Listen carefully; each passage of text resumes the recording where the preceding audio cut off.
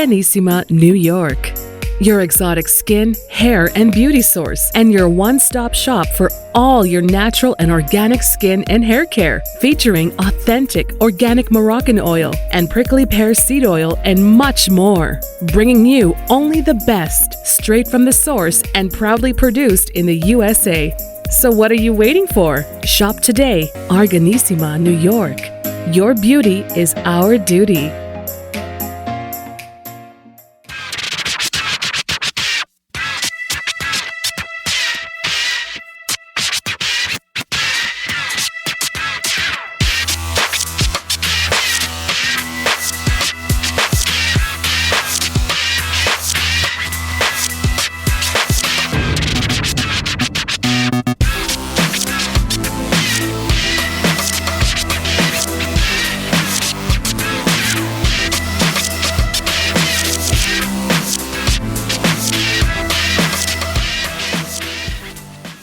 Hello, hello, hello. It's Dr. Cheryl BryantBruce, MD. You know me, the celebrity doc.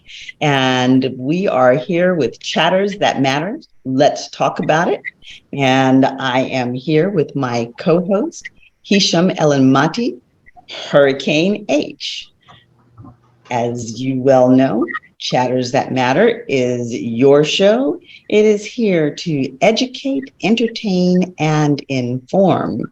And we enjoy bringing fabulous guests and all of the latest information. This year, we're focused around hip hop because this is the 50th anniversary of hip hop. And so we're having guests who are in the genre of hip hop. And tonight we have with us from the Wu Tang Clan, Christ Bear. And we also have Dr. Taji Huang, who is a psychologist in the Los Angeles area. And we'll be talking about mental health and how hip hop has played a role in helping people to deal with mental health issues over the years. So I want to start out, however, by saying that, again, this show is to entertain, educate, and inform.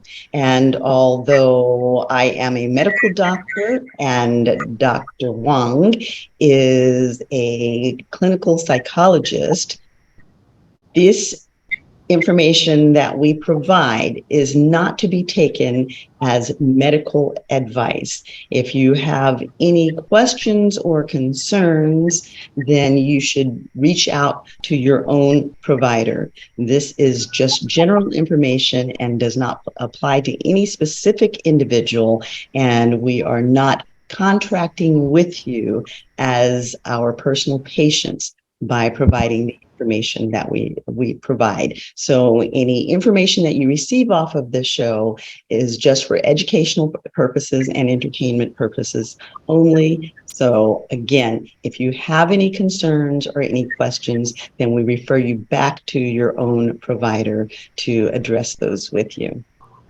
With that being said, let us get on with our show, and we welcome to the show Ricky Aaron, who is our promotional manager and who brings all of these wonderful guests to join us. So let's start out by just talking about the psychology. Now, when hip hop first came onto the scene, and when rap first came onto the scene, because they were kind of wrapped in together, there was a lot going on. There was a lot going on in the hood, in the neighborhoods of brown and black peoples. And so it was a way of communicating. Hip hop gave people a voice. And initially, there was a lot going on in the hip hop. There were a lot of things being worked out, a lot of anger, a lot of depression, frustrations, senses of hopelessness, hip hop gave rappers and hip hop artists a voice. That voice has changed over the years because hip hop, like everything else, has grown and evolved. And what we've seen is the artists working through the throes of anger, working through some of the issues that were inherent in the neighborhood. What I'm seeing happening in the last couple few years is that it's taking a much more positive turn, that we are seeing hip hop used for affirmation. We are seeing hip hop used to build self-esteem. We are seeing hip hop used really to sort out some of the mental health issues that have been inherent in the community. We've dealt with depression, we've dealt with anxiety, PTSD, grief, all of these sorts of things. And back in the day when hip hop first started, these were things that we did not talk about. They were kept in the closet. You had to appear strong. You had to appear healthy. God forbid someone should think that you were crazy or that you had some kind of problem. So everybody just kind of sucked everything up and let it boil around in the inside. And what it did was created bigger problems. Dr. Huang, can you talk to us a little bit about that? Yeah, it's interesting as you were talking about this, and I was thinking about myself as a young girl growing up on the East Coast and first, being exposed to like Curtis Blow and those kind of original people that were at the onset of this. And really thinking about it, and I think I'd love to own these words, but they're not mine. I think Ice Cube is the one who said it, that the original rappers were the poets and the reporters of the hood. They were the ones who came out and said, hey, this is what we go through every single day. This is what happens with police brutality. Here's how we're treated. Here are the ills of our communities that we're focused with that you guys don't even see and have no insight in. So we're going to peel back the curtain and just give you an insight into what's going on the East Coast. Or the West Coast rappers are saying, here's what we go through with LAPD, and these are our experiences. Right. And so it definitely is a creative outlet for young people to express their thoughts, their emotions, their experiences. They're channeling their feelings and communicating their perspectives in really unique and creative and artistic ways. And as we as a society evolve and start to understand things like police brutality and what it's like to live in the hood and what it's like to be in the project and what that experience is like living paycheck to paycheck, or when you have to go to school, you're going through a war zone and you don't know if you're going to make it because it's literally like Vietnam, if you will, because there's gunfire going over, or there's, helicopters flying overnight and you're sleeping in your bed and you're getting shot at in your bedroom. So and the PTSD is real. Right. And so we had no idea about those experiences and what that was like day to day. So once we sort of got woke to that and hip hop exposed that and started the conversation within, at that time, mainstream society and talking about this and getting, woke about these experiences, now it's evolved to social consciousness and mental health issues. And can we, because now we're so accepting, and society as a whole is so accepting of hip hop, it's ingratiated and ingrained in so much of society.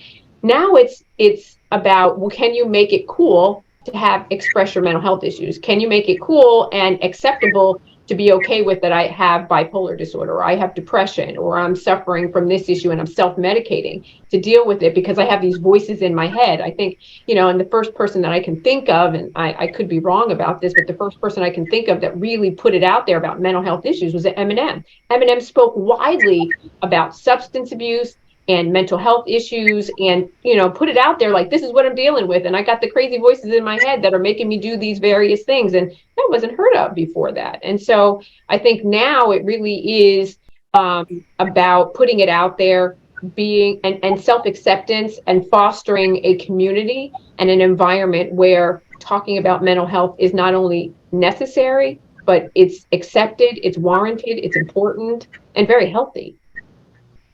I agree.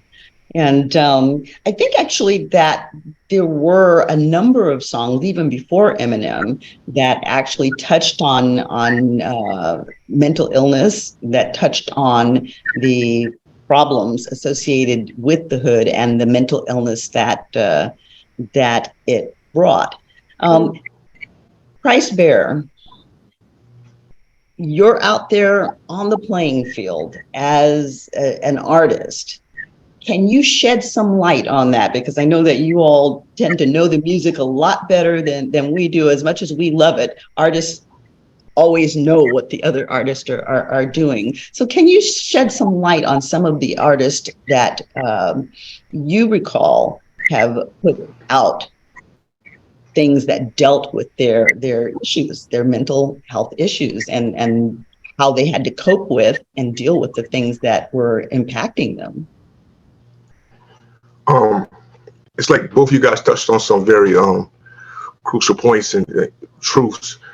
She spoke with Eminem, and he came with the whole, his mother and the, put her in the closet and the pills and all this, mental situations. And then there was some other people, like we had Scarface and the Ghetto Boy. My mind's playing tricks on me, you know what I mean? And he definitely talks about, they all talk about seeing things and, and being illusions or whatnot, schizophrenia or whatnot. And then it's just the involvement. I think the collective consciousness is what it is. It's not just hip hop; it's just the world. Because my brother, Old Dirty Bastard, he was the first person to say, I once got burnt, and that was only gonorrhea. And we was like, what the hell did he just say? And then now it's people will tell you what's going on in their life, stuff you too much information. You know what I mean? But I think it's like you said, it was a therapeutic thing for kids and a child, but fatherless children like me. All the hip hop stars were like fathers to me, fathers and whatnot. But so with that being said, it just evolved. We were taken as a little hobby at one time, and it was a rock and rollers that were able to do it until they were 60, 70 years old. Now you got my brothers Wu Tang spearheading the thing, and they're all 50 plus, and they're 60, and they're touring as we speak. You know what I mean? So I think it's just the involvement of the collective consciousness and involvement of man that is God. You know what I mean? Okay. Now, a lot of the artists were dealing with some really big issues, and some of them had some really big mental health meltdowns. And in 2014, you yourself had one of those meltdowns. Can you tell us about that? Yeah, it was about the fact that I'm the only product of my mother and father. I got some half brothers and sisters, but like I said, the hip hop artists were like fathers to me. When I met Wu Tang, those are my personal heroes, and coming from Nation Islam, where I came, I started rapping really just to because Farrakhan said that the rappers were going to be able to reach more people than the ministers would ever be able to reach. So my folks trying to be Malcolm X, I try to be El Cool J or RZA, you know what I mean? But so with that being said, my mother passed away, and I was doing a great job because of the discipline from Nation Islam. It really helped in my artistry, but I was doing a great job. My mother passed away, and that was just the time when the reality hit me that I was really raised without a father, hands on, and like you said, we're able to provide therapy through the music and things like that. And I became one of those fathers, even so, when I was able to provide a little therapy and whatnot. But, just the evolvement of it all, we're only 50 years old, you know what I mean? So at now, I think there is artists that are definitely, KRS-One, he's developed to a degree where it's just really phenomenal. RZA, you can go on and on with the great minds of hip hop that have matured from their childhood, you know what I mean? But we definitely have come to a place now where we collectively getting there. Some of us are there, some of us are still maturing, you know what I mean? So with that being said, I think that we've definitely come to a point where we have matured a lot, but we got a lot of ways to go. And my situation was just that I hate to be rambling on. My situation was that when I lost my mother, and I just realized that you treated like a god, and when you a rapper in the hood, you treated like a god, and then so with all this accolades and what's going on, it's just really hard to deal with loss, like when Kanye West lost his mother, and I was, privy to that. I lost my mother after for him, but I said, well, he's going to have to go through a lot because, losing your mother and having to deal with the intensity of being in the pop world and the commercial world that hip hop is going to, is just something that a lot of people, many men could withstand. So I turned to drugs because, that's what we do in the hood. We turn to drugs, and white community suburbans, they turn to psychiatrists and therapists and things of that nature. We turn to, just get high, man. You need to have a drink. And so I was doing that, just medicating myself for a couple years. And then it just finally hit me because I had babies to try to fill the void, lose my mother. And then every time I had a child, it would be great. And then, there would be something with the girl, me traveling and doing tours and everything like that. And then they would want to take the child away from me because I wasn't ready to be a father, to be a husband yet. You know what I mean? And so, yeah, I just kind of just blacked out because I didn't really have that family essence that my mother provided for me. You know what I mean? I didn't have that, that sense of didn't have the support. I didn't have that support system. You know what I mean? So when I lost her, it was just really crazy. And then I try to find that love for my mother in my daughters. And your children are your blessings, but you definitely got to find your own happiness. That's what I had to come to that conclusion. So I think I just after my third marriage attempt and the restraining order, I had a breakdown because I realized this is not the solution. And I was turning into the man my father was, like this Rolling Stone. Papa was a rolling. I was like, and I dreaded being that person. And so one day, I was high in Hollywood, my condo, and I said, well, I need to have a vasectomy. And with that being said, I got so high that I forgot I was an MC, not an MD, And so with that being said, I made the attempt to do, the act, and next thing you know, it's all over the news and everything like that, So it's just right. Yeah, it was high, So and it's something that I'm not. Mutilation to the extreme. Pardon me? I said you pardon took genital mutilation to the extreme. Yeah. But I'm not the first person that was considered to mutilate itself, his genitals in the past. Right. Moses, they thought Moses was crazy when he mutilated himself in the past also, just putting that out there. Right. But it also sounds like through a series of ill events, you didn't have the coping resources or skills nor support system, family, parents, mentor to turn to, during that time of significant stress in your life. So, coping with fame and stardom and being in the public eye brings with it its own unique set of challenges. And if you don't have really good coping skills or the ability to set really strong boundaries, a strong sense of self, identity, when insults or stressors come at you, it's really difficult to manage that and not to have anybody to turn to. So the Nation of Islam is a very strong support system, but it sounds like maybe at some point in your path, that became a different part of your life and a part of your past as opposed to what you needed in that moment. And I wonder if you had other mentors or structure around you. Do you think that you would have reached for a different skill or a different coping mechanism than drugs and alcohol? Indubitably, no doubt, without a doubt. I'm not too much older than the guys in the Wu Tang Clan. They in their 50s, but at the time, I grew up with them, and they made a lot of mistakes in their 20s too. When I was young, and so we all made mistakes. So at that time, RZA had lost his mother a couple of years before that, and it was difficult for him to deal with that. He was a mentor of mine. To see him like almost lose it with his mother, it was kind of difficult. So with that being said, when my mother passed away and I went to him, he really didn't have the faculties to kind of help me. You know what I mean? And so they weren't really there to support you. Nah, I think they were, but they just didn't know how to deal with it because not in the way you needed it. Right. Yeah, Then I come from Long Beach, in the hood, and it's really a gang affiliated hood. And don't get me wrong, I left the gang of life a long time ago, but a lot of the gangs in the hood, they embrace me because they all understand who I am and I stand for. They embrace me, but even then, what they could do could not really provide me any type of solace or anything. But it was some person that actually his mother died. And he was the only person that was able to kind of at least help me just keep standing, you know what I mean? Go forward, because I think the only person who could relate was someone who actually went through what I went through, lost their mother, you know, and he told me that no one owes you anything. And that kind of like lift me up, you know what I mean? And then so with that being said, I just thank God I had a very strong support system coming out the Nation of Islam. Just in myself, I was just built with this fortitude, you know what I mean?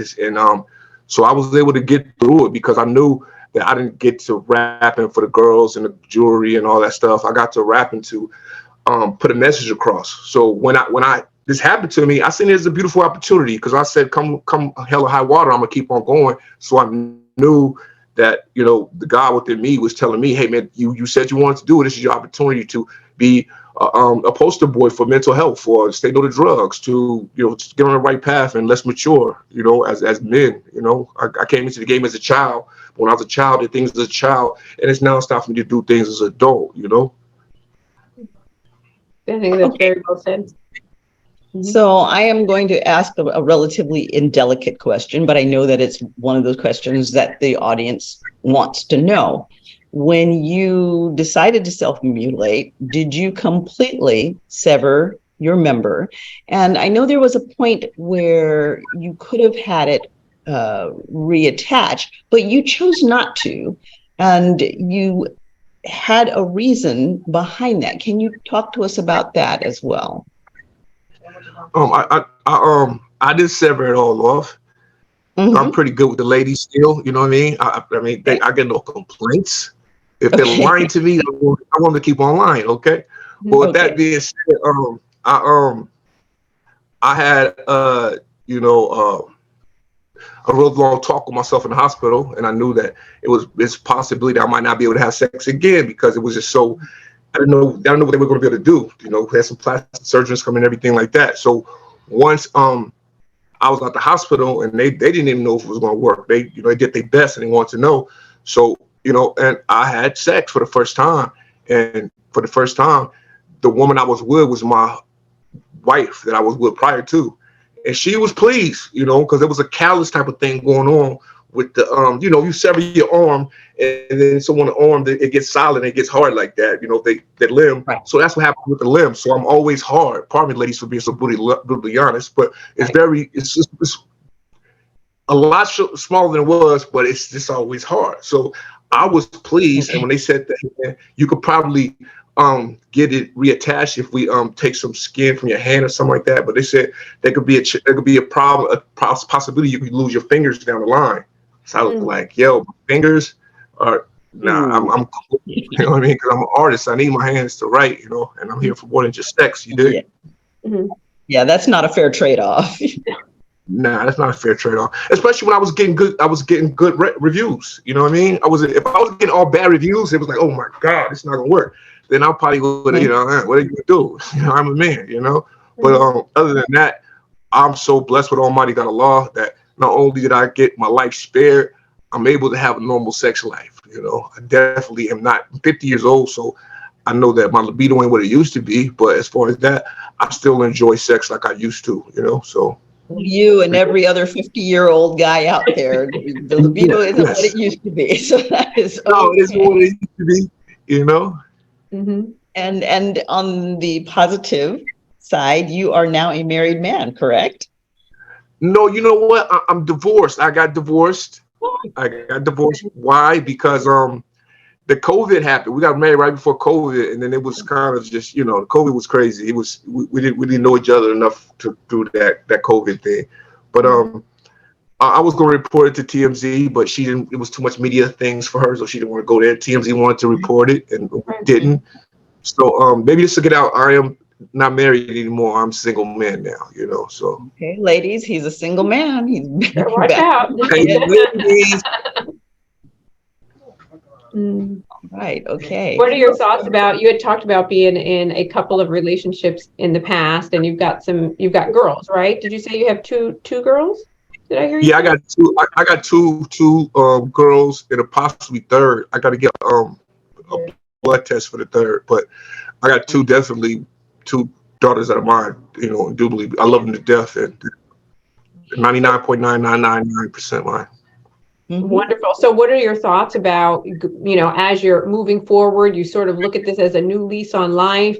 You've got the Nation of Islam strong in you that gives you fortitude and strength. What are your thoughts now about moving into relationships? Like, do you think that that's something that you want to do, or do you want to take your time, or what are the next steps for you with that? I definitely, indubitably, want to always be in a relationship. I come from Nation Islam. We're taught that it's just not good for men to be alone, and it's like, what are you doing? So with that being said, of course, but I'm just not just rushing into marriage or anything like that. But I do have a couple of ladies I talk to here and there, and with that being said, yeah, I definitely am looking for a relationship. Some guys might be like, hey man, you relationship, you'd be surprised. Women are more nastier than men, and a lot of women, they really want to know what's going on. You'd be surprised at the comments and the responses I get. I thought it was over. I said, I'm done. Black women are done with me. But no, not only black women, but I love my black sisters, of course, the most of all. But I think women of all races, they just kind of a lot of them have compassion. You know what I mean? So with that being said, and once they get to know me, they find out they're not missing nothing at all. You dig what I'm saying? And we all know that there's more than one way to pleasure a woman. So that's what I'm talking about. You feel me? Yeah. I feel you. Get creative. I'm learning some stuff. I'm learning some stuff now. So yeah, it's just good. I'm really at a good place in my life. I'm better than ever though. You know what I mean? Because I knew I wouldn't be here if that not took place. The path I was going with, I would have been not here to tell a story that I think is definitely going to be good for my people, and it's just go from the seas, and from generations to let them know that the resilience of Black people. You know what I mean? Period.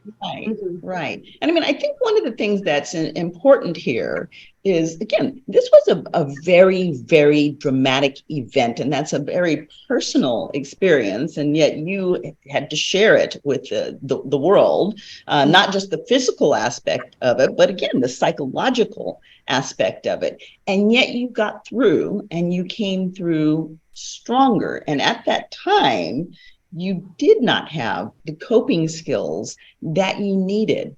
What do you think is different now? What coping skills are you using to deal with the adversities that come in your life now? Because we all know that, I mean, we go up, we go down, we go up, we go down, and that's just life. So what do you do differently now? I think because I study, and I've always studied rigorously. That's how I got with the Wu Tang Clan. They were just so enamored with me because they were surprised. Me coming from the West Coast, I had this knowledge of self. So, but I just went off. We go astray sometimes. You know what I mean? And so I went astray. My mother was sick. Actually, my mother was sick for a lot of time. She had seizures, and so I just started, getting off that path, start studying, and then just give it a second. Yeah. Mm-hmm. Well, while we're waiting for that to kind of settle itself down, Dr. Wang, what are some of the things that you can recommend for people who find themselves in a situation like Christ Bearer, where they're feeling isolated, they're feeling like they don't have a way of reaching out to anybody, or that the people that they're reaching out to are, for whatever their reasons, unavailable to them? What are your recommendations in terms of ways to cope with that kind of situation in a more effective and less destructive way? Yeah, so if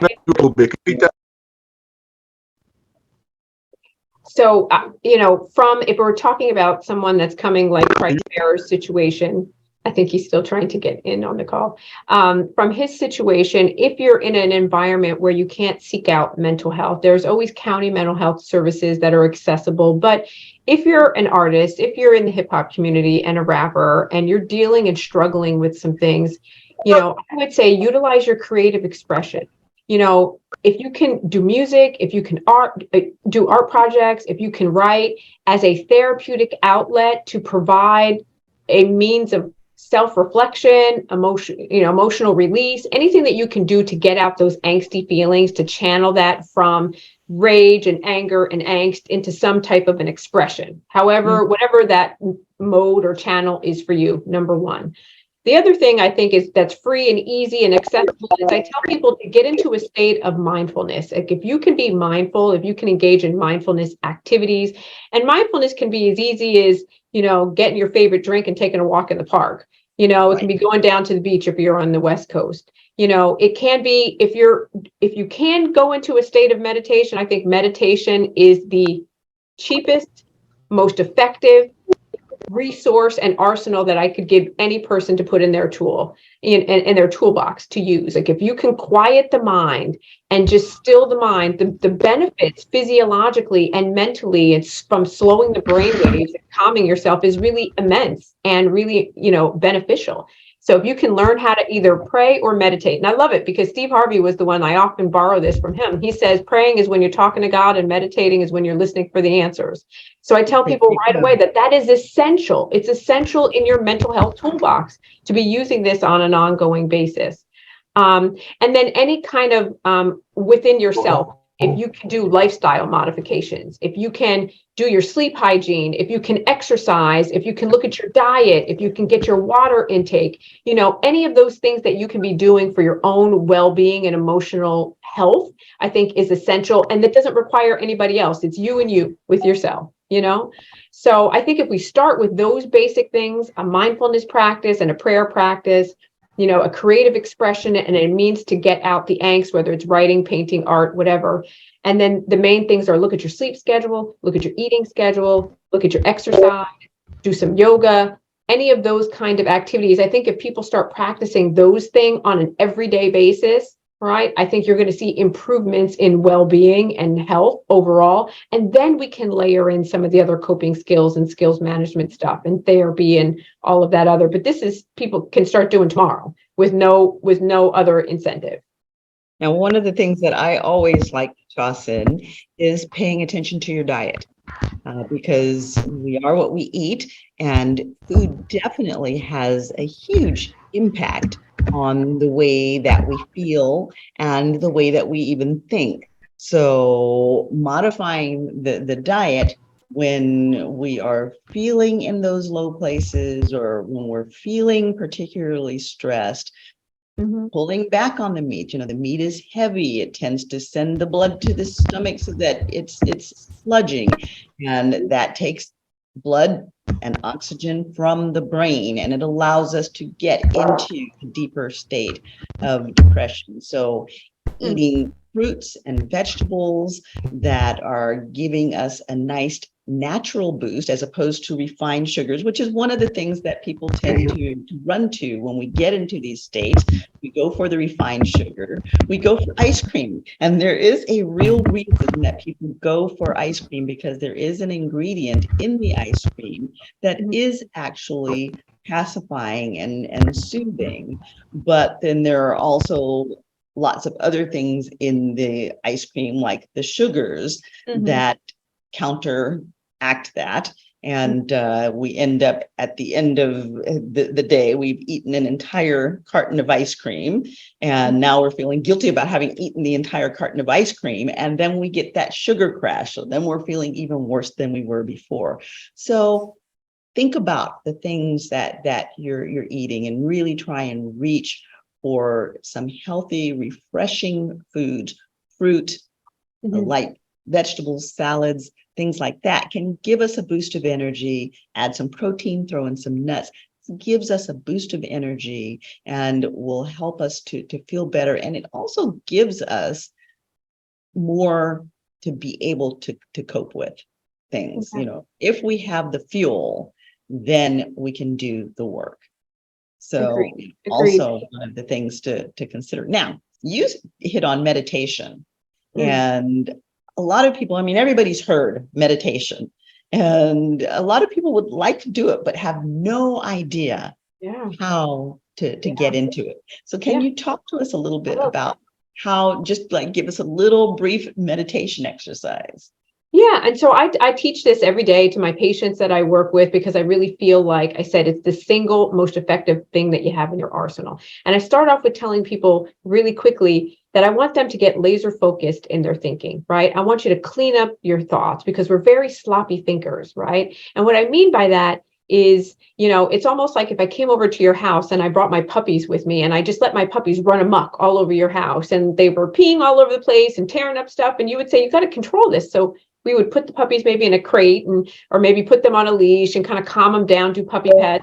You have to wrangle your thoughts in the same way. When your thoughts are all over the place, like that allows and leads to negative emotion and negative feelings, right? And so meditation helps to calm the mind and quiet the thoughts.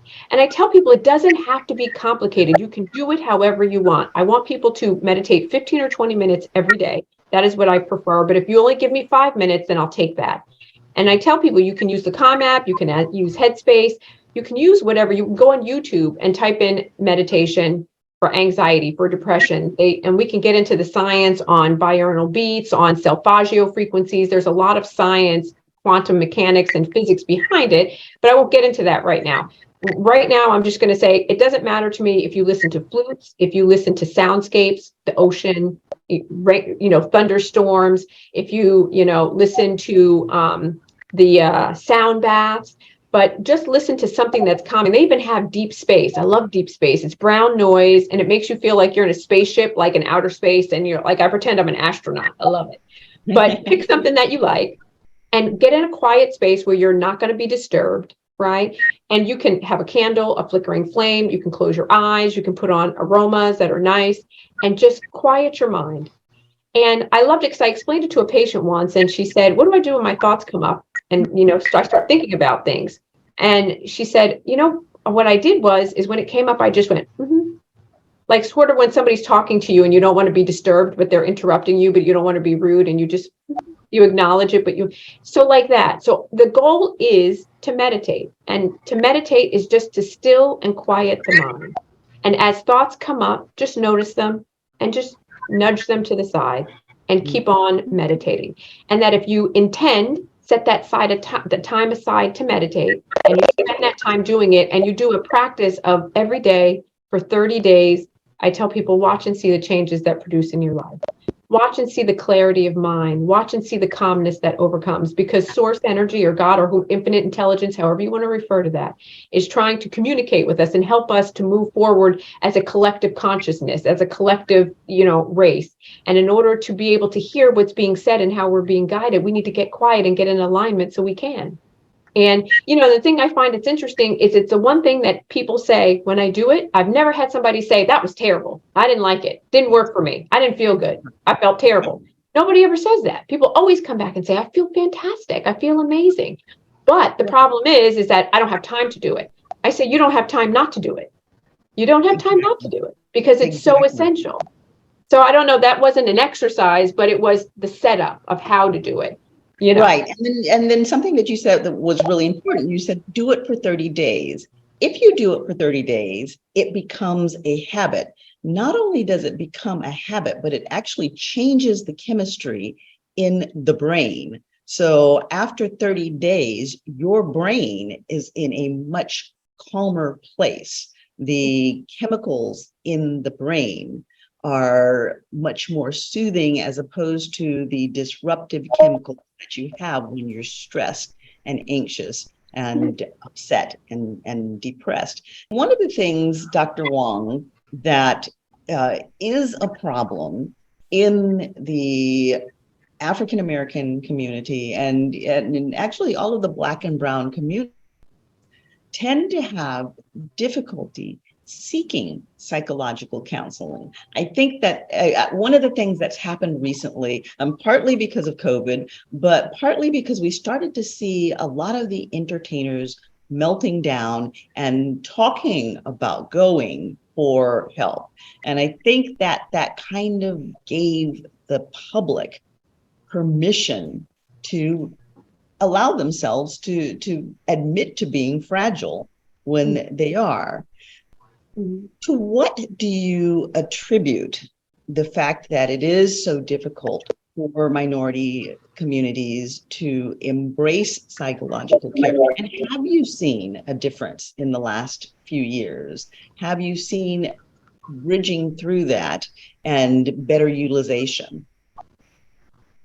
Yeah, I think originally, well, to answer your first question, within the African American community specifically, in terms of accessing mental health care, it's not been part of the culture. It's not something that we did. It's not something that we talked about. It was like you buck up and deal with it. You don't cry and complain. And matter of fact, we don't even have time because we're trying to put food on the table. We're working. We're busy doing stuff. I don't have time to be worried about your emotions or your feelings.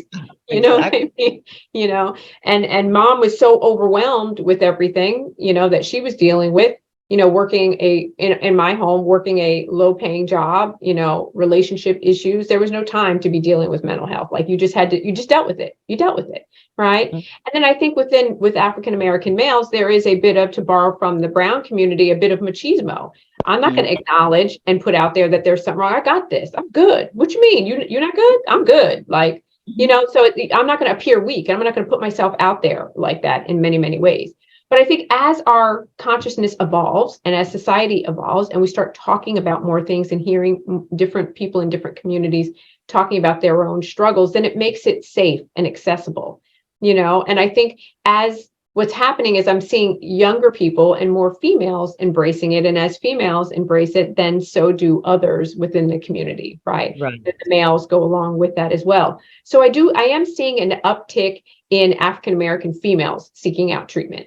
That is absolutely for sure. And I am starting to see more and more in my practice, African American males coming in. Now we have to make it accessible. So whether that be through your job, whether that be as an EAP service, or some type of easily accessible, low cost, and my job will support it so that I don't have to take off time from work because I also have a little bit of job insecurity. So I can't be messing with my work and coming, to therapy during work hours. So if you can make it work in that way, and then I got to have a rapport and a relationship with the person that I'm meeting with.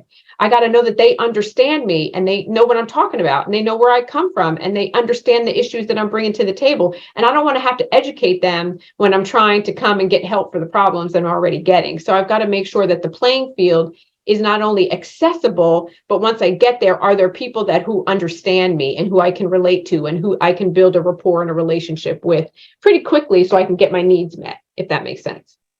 Now, because they do have a different way of relating to the world and an entirely different set of pressures than we do, do you find that the men relate better to a male therapist, even though they're far and few in between?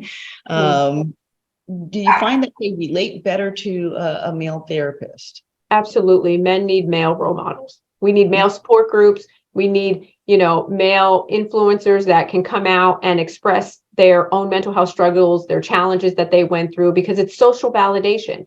I get validation from you when I hear you talk about, because then I can go, oh, I relate to you. I get you. Oh, this is about me. I get to read this book or watch this movie or see this thing. And you look like me. You've gone through what I have gone through. So if you could do it, so can I. So can I. I can get through this too. But up until then, I have nobody to look up to. Right. So I'm making my own path and trying to figure out what that looks like. And that sometimes is daunting and difficult, So a man needs a male. Young boys need, positive role models to look up to, like what Christ Bearer was talking about in his early experiences. He looked up to Wu Tang, KRS-One, those type that have evolved to the next level, that are coming with, consciousness and levels of conversation that make me think that I can do more than what I see around me, and that I can evolve to whatever my mind is my limit.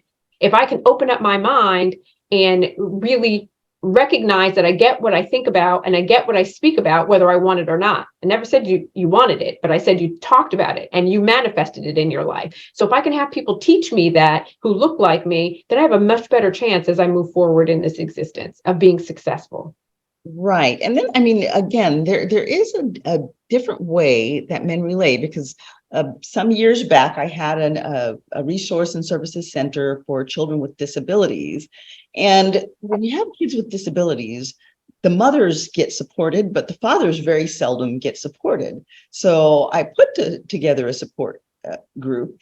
And one of the things that I very quickly learned was that men and women related differently. Women were very direct, and it was more touchy-feely, and we could talk face to face kind of things. But I found that for men, it was more of a side by side, having a conversation, talking about the ball game, and well, by the way, have you experienced this? It's a collaboration. Yes, absolutely. So it was much more tangential, and you kind of had to come at it sideways, Right. but they always got there.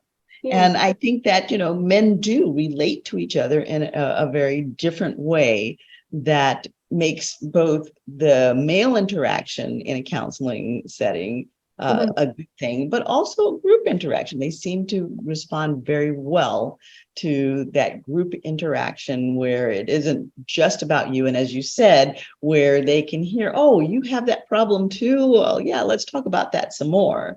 I love that you highlighted it in that way, because if I have a male that will come to me with particularly a substance abuse issue, and if he is in the public eye in some way, then I'll start off and get things going, but I absolutely want you to connect with a male therapist that deals with male issues so that you can specifically talk about those unique challenges and get support that I could never provide, or that you don't feel comfortable. It might take me longer to get to those issues because you may be less likely and less comfortable sharing those particular issues. Christ Bearer has been really fantastic in opening up and talking about, like, here's what happened when I cut off my member. Here's how that, my sexual experiences were after that. That's what this looked like. Here's what I felt like. Well, we didn't talk about all that, but you see what I mean? Much more open about that. But in individual therapy, it might have taken a bit longer for him to open up. Whereas if you were talking to somebody like Hurricane, for instance, that was a therapist, it might come up immediately, and there might get other layers of it that I would never understand. Right. If that makes sense. Absolutely. So Christ Bearer, are you able to get on with us now?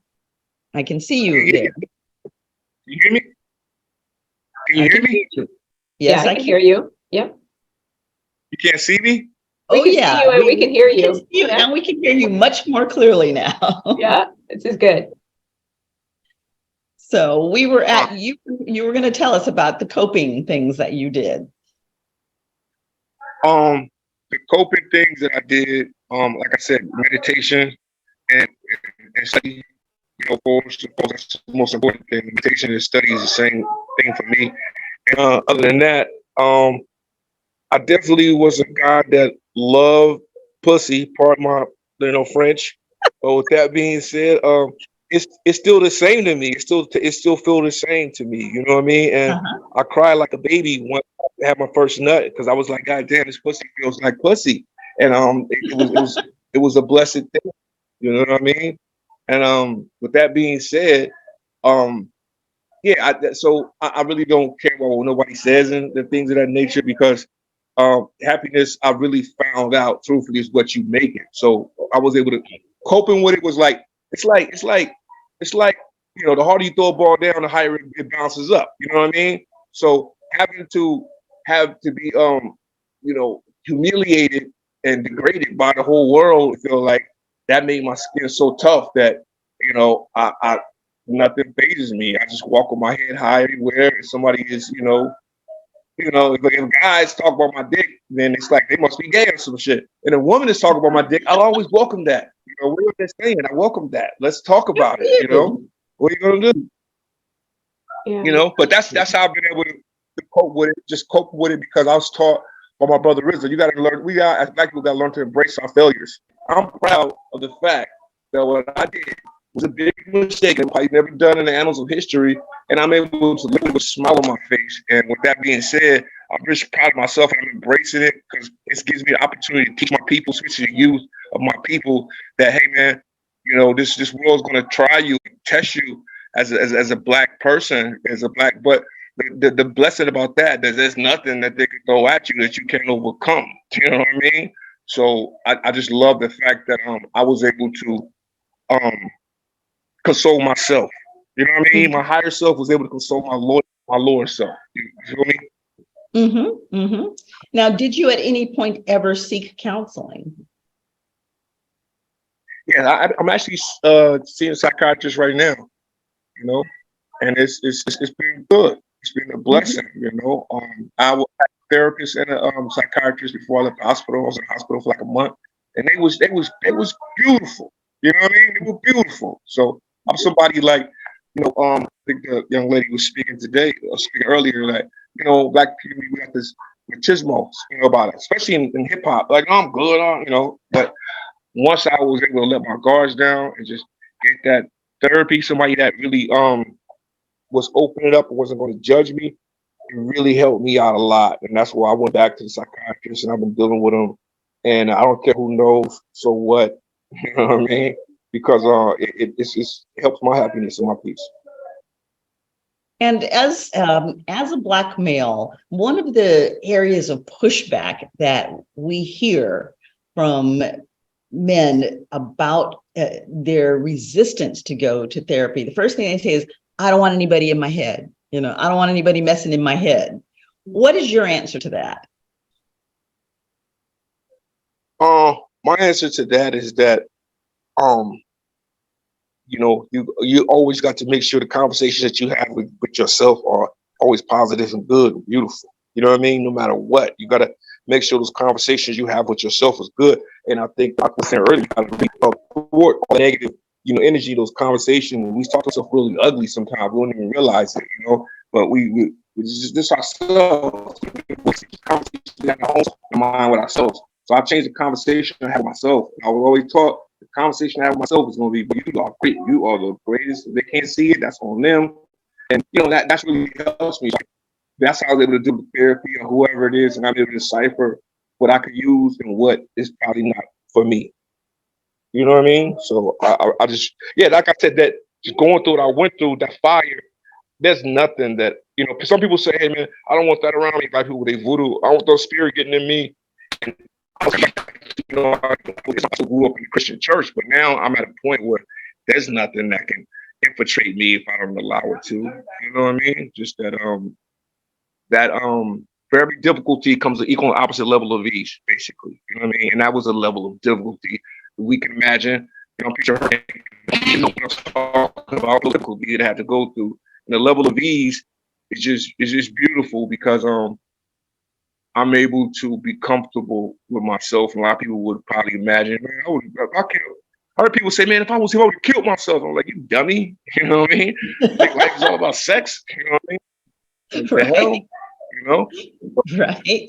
Yeah, and I work with guys back in the day. I've been like, yo, that's crazy. There's nothing to live for now. But now, just being able to experience this other side of life, I'm like, whoa. Everybody should chop this shit off, really, though. I'm just playing with. I recommend it for everybody. No. Hurricane, are you ready to jump on that train, my friend? I don't know. It's a tough conversation. Guy to a guy. I don't know. I mean, it's I don't know. It might be considered involvement of the species at one point in time. You know what I'm saying? They might be like, yo, you must evolve. You must evolve like Christ. Here's the thing. I mean, from like you talked about the doctors, you talked about how a guy's perception and relationship in terms of first just the idea of psychiatry and the support system. I mean, I'm listening to Chris's story, and I feel the pain. And I mean, listen, it's working out. It's great. I have all the love for that, but I don't know, man. I think like I just think about it and I just can't, even like fathom that could happen. And again, especially like if I volunteer, that's not going to work. I'm sorry. But it is. Listen, it was a decision, and you agreed to it. I guess you're set with it. You understood it, and it's working out, and you're in good terms with it, right? I think the average guy would probably question that that decision or not even entertain it. But again, everybody's different. You had a certain set of circumstances that drove that decision. And you agreed to that decision and you were comfortable with it. At the end of the day, I mean, that's really what it is. It doesn't matter. You said it yourself, your health, your body, it's not all about sex, and it's all about that. It's about you and who you are as a human, as a person. And it's working for you from your mindset. Everything is working. So that's all that matters. And again, it worked out to the benefit where you got some additional fame out of it. Why not? Whatever works. I mean, at the end of the day, everybody's got, a certain angle, and whatever they do and the decision that we make, it's important. And we live with it, right? And you have to accept it and you move on. I mean, but like, if you're asking me, Doc, it's a tough decision. it's a pickle. Literally, it's a tough one. It was a blessing in disguise to me, because that wasn't I wasn't trying to cut none of my stuff off. You know what I'm saying? But I don't know how to perform a vasectomy. I found out the rough way.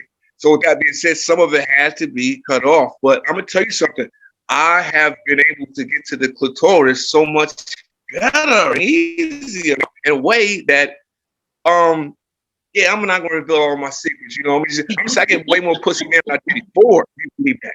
Seriously, Hurricane. I get more pussy now than I did before. I'm not lying. Well, that's a PSA. That's a PSA. There you go. There you go. And I have no problem with women. Guys, get the fuck up. Yeah, excuse me, sir. But women, no problem. I let them see it. I'm definitely here for the development of science. The scientific progression. And actually, from a scientific point of view, let me just kind of let's do a little physiology lesson. Biology here, yeah. And kind of understand this. For starters, whether you're male or female, we all start out as females in the womb, and it isn't until the male sex hormones actually activate the growth of the penis that a male transitions into being anatomically a male.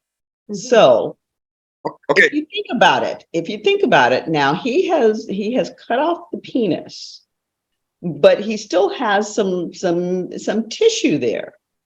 Mm-hmm. Anatomically, that isn't tremendously different than what a female has going on, because the female clitoris is the equivalent of the male penis in a minuscule shorter form. Mm-hmm. So he still has everything he needs to. That sounds good in theory, but let me tell you something, Doc.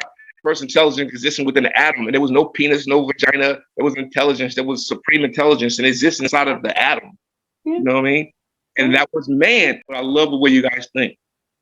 Appreciate that. All right, but the point there was that from an anatomical, a biological, a physiological standpoint, he has everything he needs to experience everything, because one of the questions that was in the chat was, is he still able to experience an orgasm? But he still has everything he needs to be able to do so.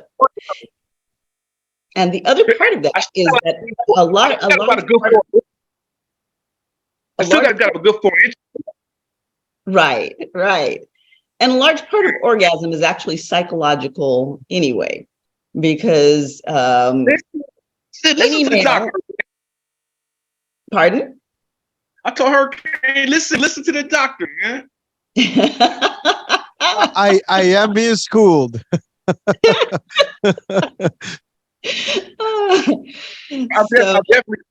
I'm definitely more into the joys of. I thought before this happened, women was not real to me. Like women were, I had a mother and a sister, but they were like flesh bots to me. You know what I mean? They were like Muppets. No disrespect. They wasn't real. When they cried, I didn't really get, But then once this happened, I was forced to, look to other ways to please a woman. But then when I found out I could have sex and I could do what I could do, I had already got addicted to just get into the mind of a woman, have sex with a woman's mind. You know what I mean? So now I love this place I'm in now. You know what I mean? I really appreciate my Black woman far more than I ever had. It would have been a shame to leave this planet not having this high level of appreciation that I have. You know what I mean? Now I say some things when I'm talking to you guys, and part of my because I nothing I can say at this point, and I'm not gonna shock people too much. You know what I mean? So if I say pussy a couple of times, so what? Please don't take it personal, because I really do love pussy. There's a lot. That is minor compared to what we hear on the radio every day. So. Well, let's say this. There's a lot of guys that try to send me fucking DMs. Yo, fellas, I'm not with none of that. Please stop it. But I definitely am with the women. Keep it coming, and let's go. There you go. There you go. You know, one of the questions, Christ, that I've been wanting to, Christ Bearer, that I wanted to ask you is, how do you think that you'll take this experience and channel that into and funnel it into your music, into your creative expressions? What do you envision that looking like? I definitely envision that. I have a vision for that. And I just see myself getting just more intricate about things that took place. There's things that took place that I'm gonna speak about that's really crazy. You know what I mean? But there's some things that took place that I, you know, once I get more comfortable with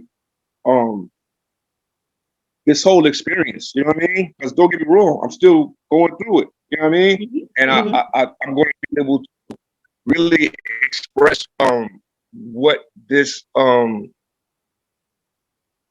you know, what took place and what came up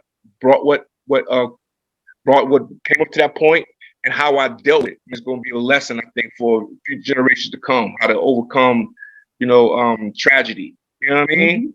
So I think that this is going to be a great learning experience. I'm going to get articulated to a degree where, you know, it's going to live longer than me. You know? Right. Yeah, that's why I was asking that, because I'd love to hear what that song, what that rap looks like, or whatever however you decide to put pen to paper on that experience, to let it be a living document, and like, kind of like you said, that it lives beyond you and after you. I'd love to hear what that, you know, what your takeaway is on that. Right. And I imagine that at this point in time, you are a much deeper artist than you were before, because this experience has obviously given you a lot of depth. It's given you some time to really think about what is meaningful and important and who you really are. No question. It's definitely put me in a place where I don't feel I have to rush to do anything. Like the doctor was saying, I know there's this message inside of me in the bosom of my soul that I see it, and it's coming, it's developing, but I still get calls from people from Germany any random night, and from Australia and here, and they're like, man, I just discovered you. I didn't know who you are. And oh man, I liked your music before I heard about this, but this makes me like you even more, you know, because there's triumph that you overcome.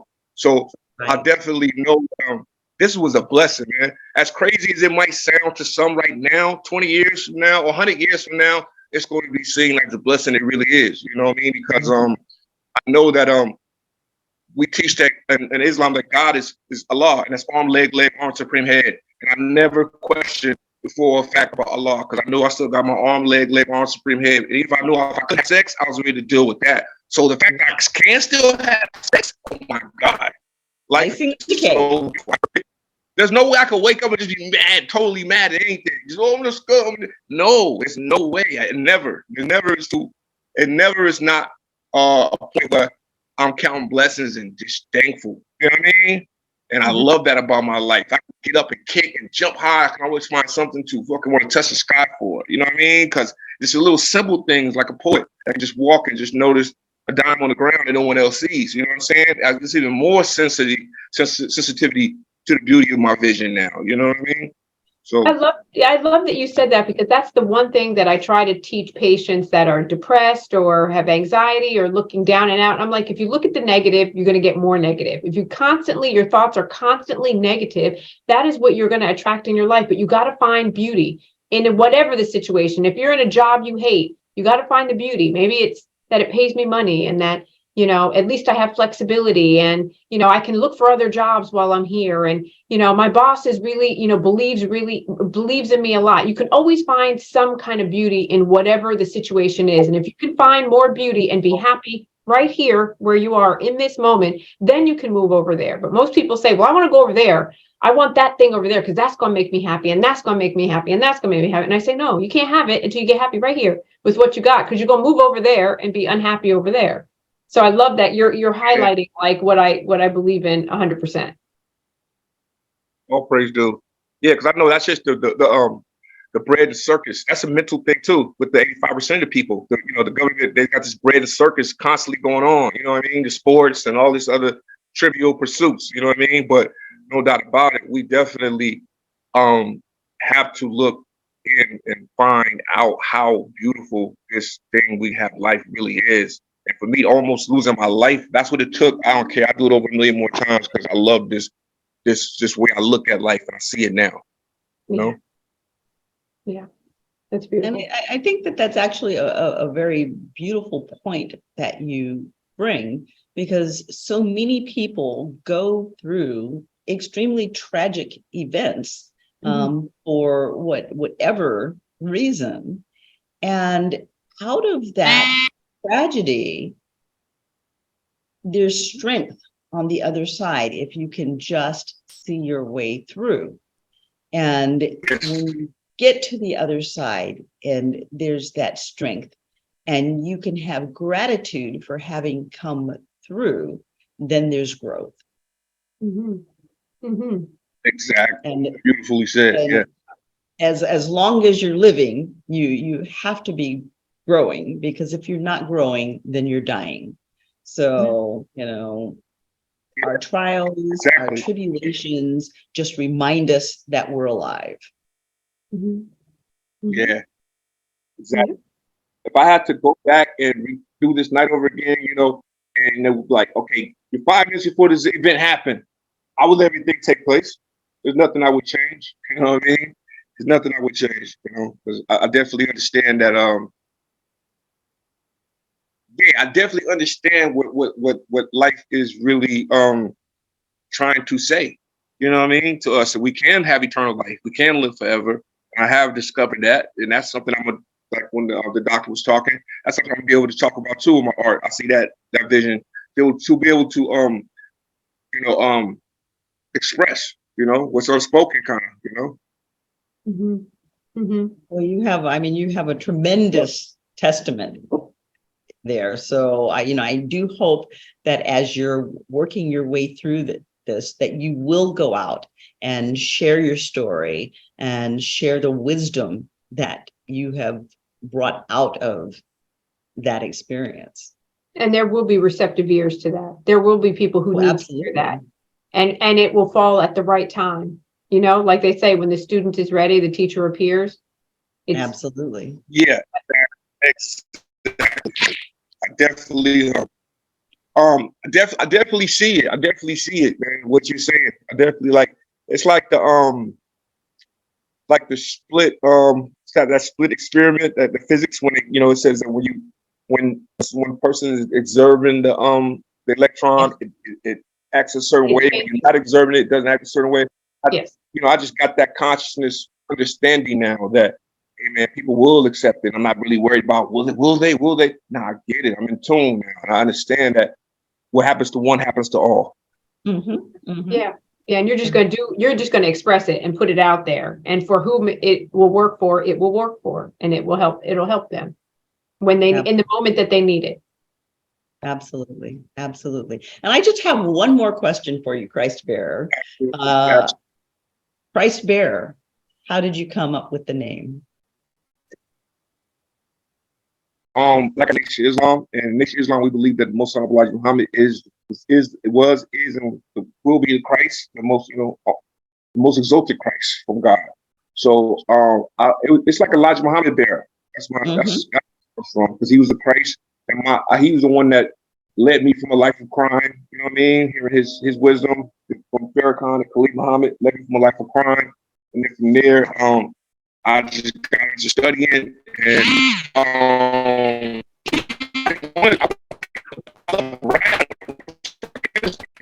so a little rapping help me out better to be a rapper. And so I just know that Muhammad is the greatest man to ever walk the face of the planet Earth. You know what I mean? And so that's my ultimate goal, to have really all the Black men and white, all people, all colors too, just really hear that message to the black man from the black man. You know what I mean? And clarity. Mm-hmm. Mm-hmm. Well, I absolutely love the name because my son is named Christopher Gabriel, which is Christ bearer, God is my witness. So Exactly. Yeah. Absolutely appreciating it. Mm-hmm. So Christ bearer, thank you so much for coming out and sharing this very personal story with us. We appreciate the openness, and I mean, it actually has been very, very touching to see the growth that you've had out of this experience. And it's very, it's inspiring. All praise due. Hear you intelligent, beautiful blue stockings of black women talk has inspired me too. Brother Hurricane, real, man, I appreciate people like you, man. My culture, man. You guys doing a great thing. I want you guys to keep on doing what you do, man. I appreciate you guys for letting me feel so open to talk and not judging me at all. Are either one of you single by any chance? I'm serious. I'm actually attached. I am as well. Sorry. That's great. Some lucky brothers. Oh, some blessed brothers. I don't believe in luck. Blessed. Yeah. But I am sure there is an absolutely amazing woman out there that will be very, very lucky to get you. I agree. I hope they at least. Would you say you hope what? I hope at least about 10 of them. About 10 of them. I think everybody listening right now they're gonna want whatever you have, they want to have it too. Because I mean, it sounds exciting, right? Yeah, absolutely. Absolutely. So you gotta work. You gotta work with what you got. That's what they told me. You gotta work what you got. You know, and that's what I'm doing. Man. That's what I'm doing. You have embraced that. That is for sure. Absolutely. And there is the proof in the pudding that it's not all about size, but more about technique. Mm-hmm. Exactly. Because I'm loving this thing I got going on here. I'm loving this life, and I wouldn't trade it for nothing in the world. And I know this is not the first interview. It won't be the last. But I love to be able to express the spirit that I've been blessed with. You know what I mean? And I just hope we would love to have you come back when you do that song and share it with us and explain the journey in the music. I would love to. I appreciate the invitation. Yeah. Definitely. Yeah. All right.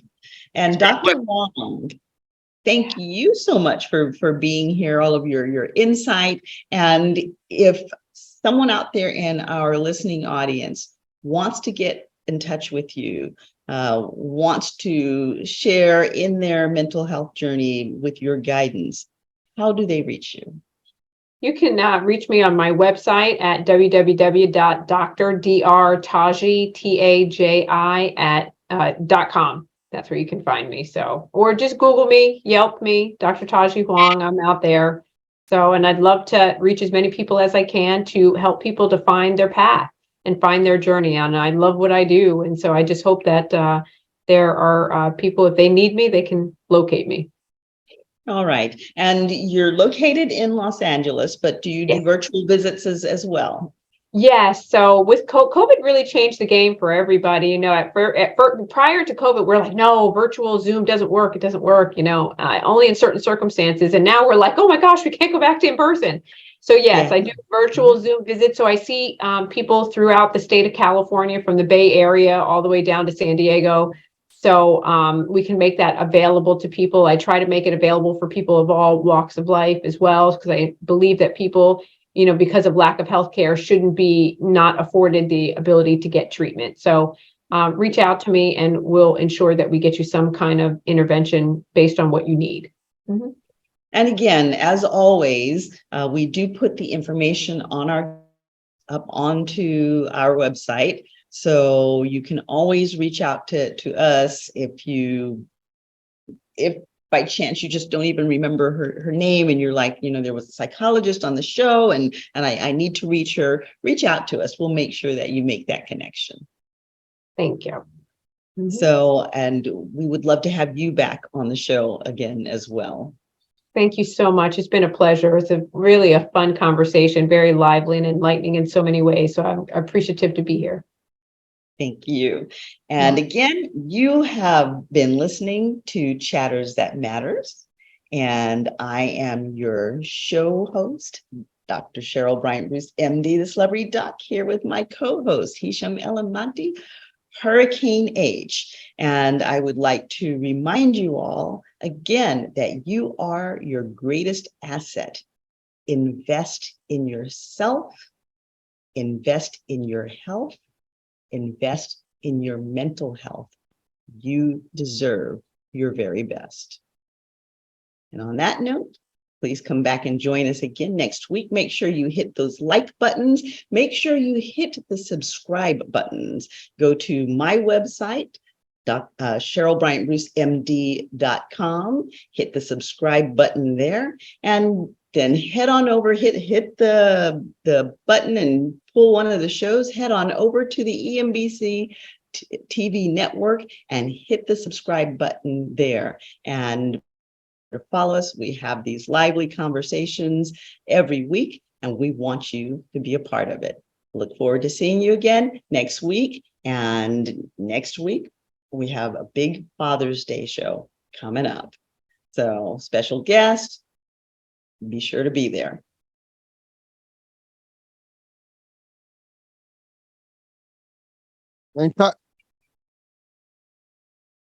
All right. You did it. That was fun.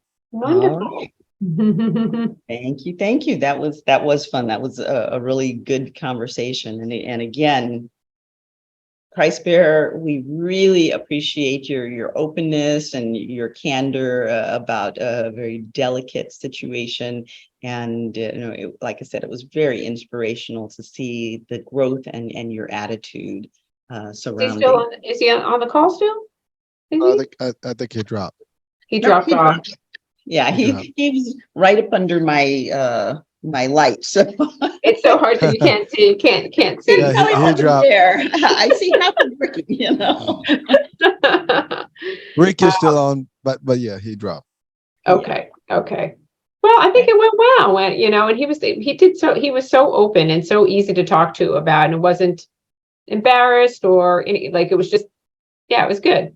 Yeah, it was good. It was comfortable. It wasn't weird, because I was worried. It's like, okay, this could get really weird and it could be awkward. So we could go this way, but we kept it. We kept it pretty Midland, so that's good. yeah. So that fantastic. Was good. He handled it very nicely. Yeah. And thank you again. Your guidance also helped to keep that situation on even keel, and very sensitive interaction with him. Yeah, I'm glad. I'm happy to do it. And like I said, if you guys want to reach back out, I'm always available. Okay, well, I think that we'll be using you a lot because we've got a whole year of mental health and hip hop. So. We got a lot to talk about. We'll be tapping on you often because there's a lot of stuff going on out there. Mental health is everything. I think. I mean, it's everyday's life. So yeah, and especially now with the uptick of really public things like shootings, and there was a moment there where I was really, seriously, is there another situation happening at a grocery store, at a movie theater, and so now people are really hip to this conversation and right away saying we need to up our mental health game and make it accessible and easy for people to talk about, not shaming and all that, Right. Absolutely. And I know that one of the conversations that I would like to have coming up, and we'll probably tap on you again at that point in time, is a conversation about grief. Because gosh, I can't even remember his name, the young lady that just passed away, who had the mommy makeover. And are you talking about Kanye West's mom? No, no, Or no. no, you're talking about somebody else. No, this is just recent, like within the last week or so. One of the rappers, he and his girlfriend were very, very public, and just a beautiful couple. They had young kids. I mean, she was getting a mommy makeover, so they had a new baby and a couple of little kids, I know. and she just passed away after the mommy makeover, and so they're dealing with that grief. And then we have the young athlete that just died in childbirth. She died at home, and that family is grieving. And I mean, there's been a lot of losses. And grief is so vast in terms of individual differences with respect to how people manage and navigate grief. Even within cultural communities, within families, it really is very personal and individual about how people handle grief. Some people are removed from it. Some people are very attached to it, and so that would be really interesting to talk about it on a continuum in terms of what that. Some people take a very long time to go through it, and some people transition through it fairly quickly. So, again, there are lots of different types of grief.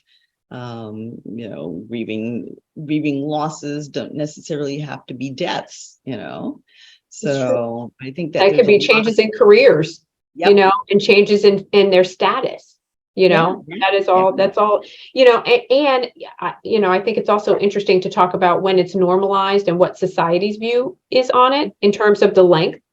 And then when society says, okay, you should be done now, it's been, you know what I mean? And then when do we pathologize it, right? Yeah. And I had that experience because I lost a child, and I wanted to slap the stupid out of somebody because, she had decided that after a year, I should be over my grief. And, as you well know, losing a child is the one that you never get over. Never. I lost a fiance 2 days before we were getting married.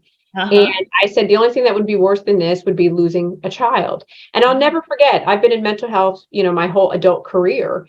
And it was a social worker who worked in one of the clinics that I worked in. And she came up to me and said, how are you doing? And it was like it had happened 2 days or so before, because I was like, I'm not going to stay home. I need to go work. I can't what am I going to do? Sit around and think about this stuff? Right. And when she asked, I guess my face must have turned or my eyes welled, and she put her hands up and backed away from me. And I'll never forget that. It was almost like I had the plague. She was right. I don't know what all this is. And I thought to myself, wow, if even within the mental health field, we have varying degrees of tolerance for grief and what that looks like in terms of your professional career and your ability to get back to it. So, I mean, we can obviously you can see, I'm we can talk about a lot. That conversation. I mean, we can have several conversations within that one. So, I may do grief as a series of conversations, actually, because there's a whole lot to unwrap there. Sure. I agree. Yeah, that would be fun. Well, wonderful. Well, it was so nice to spend my evening with you guys. It's been a great, stimulating conversation, and I had a lot of fun with you guys. So thank you so much for having me. Joining us, and you have a good Thank you, night. Doc. Yeah, you're welcome. Bye, guys. Bye-bye. Bye-bye.